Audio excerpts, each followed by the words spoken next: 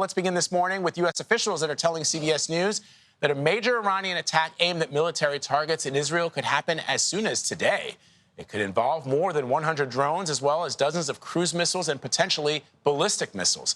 The U.S. has urged Americans in Israel to restrict their movements ahead of a possible attack, which would be retaliation for Israel's deadly bombing of Iran's embassy in Syria early this month. Debora Patta has more on fears of a wider war.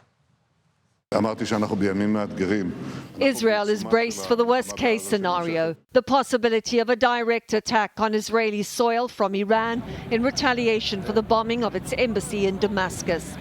Whoever harms us, we will harm them. Prime Minister Benjamin Netanyahu said at a military airbase, we are prepared, both defensively and offensively. Former Mossad official and Iran security expert Sima Shine says this is a dangerous moment for the region. Is this the most worried you've been? Yeah, I think this is the most worried. I think it's on both sides, in Israel and in Iran.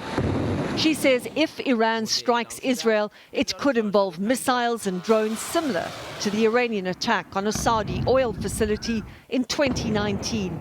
They will try to do it on a military or some military asset. The question will be the damage, how many injured people killed, and I think it has the potential for a huge escalation. However, she stresses that she still believes neither side wants a regional conflict, and that will be weighing heavily on Iran's mind. Shine told us that Iran's major dilemma is how to respond in such a way that the conflict does not escalate further. And likewise, Israel, she says, may choose to show restraint and avoid further confrontation. Vlad, Anne-Marie? All right, Deborah, thank you. So for more on this, we're joined by Charles Faint.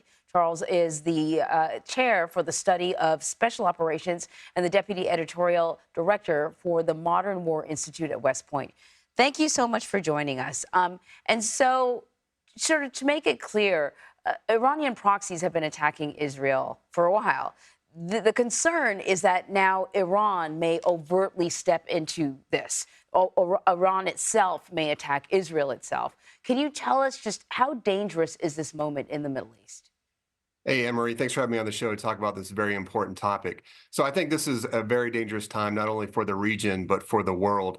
Tensions are at extreme high right now. The move to strike the embassy annex of the Iranians was an extremely provocative move. So I think we can see any number of things happening in the very near future that have impact that might result in a regional conflagration, if not affect the entire world. So when you say any number of things, what might an Iranian attack look like?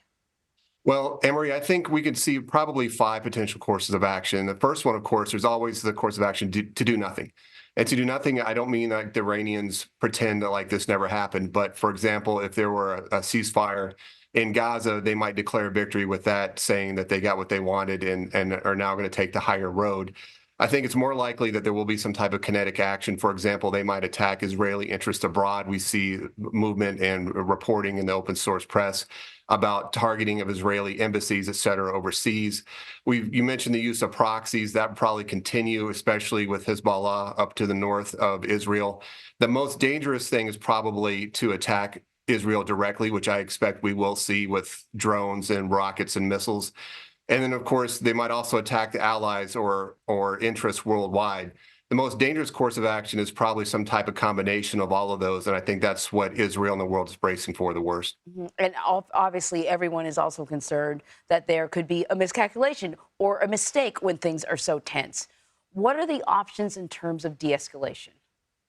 So it's hard right now to see what de-escalation would look like with the interests of so many powerful states being diametrically opposed. For example, Iran is committed to the destruction of Israel. Israel is committed to not being destroyed. Our president has made it very clear where the U.S. stands on this. So right now, I think we're seeing a rush for cooler heads to prevail in this, to prevent this from coming into a wider conflict that I think most of the major parties at this time don't want. Right. And you mentioned President Biden. While recently he's been particularly critical of Benjamin Netanyahu, he has also reinforced the fact that U.S. support for Israel is ironclad. That is the word that he used. So then what would an Iranian attack mean for the U.S.?